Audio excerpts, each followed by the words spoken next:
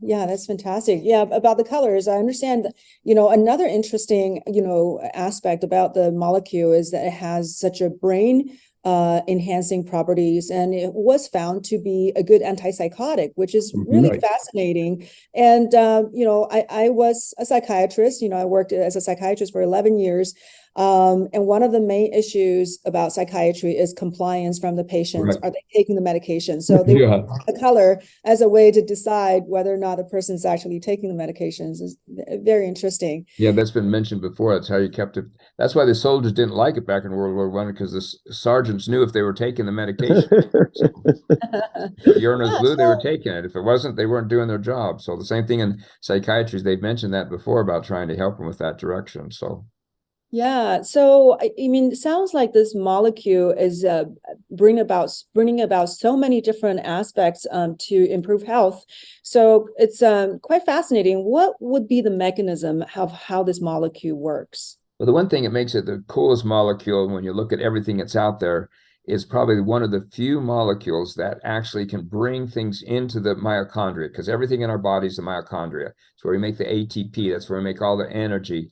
And methylene blue could go across the membrane there, bring oxygen, bring good healthy properties into it, helps the NAD and the NADH convert, but at the same time, we start producing toxins inside the mitochondria, the reactive oxygen species and other toxins.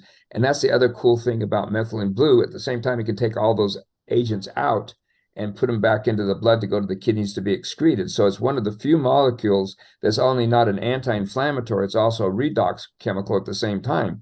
So the very few products can go in, bring things into the mitochondria, repair it, and then take all the crap out of the mitochondria to improve the health. And there's no other molecule that really can do it that well versus methylene blue. That's what makes it so exciting. So whether the mitochondria are in your brain, whether in your heart, whether wherever they're in your body, those mitochondria are going to be improved from the methylene blue. So its biggest, benefit is it's a mitochondrial enhancer, improving mitochondrial health.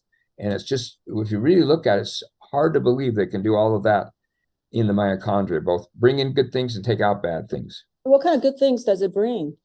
It brings in the oxygen, it can also convert the molecules inside the mitochondria from changing from NAD to NADH, so that can help release the ATP in the body. So that's energizing the body through the mitochondria. And then after it's there, all those reactive oxygen species that are left there, then it can take those out, which improves the mitochondrial health by getting out the garbage out of the mitochondria.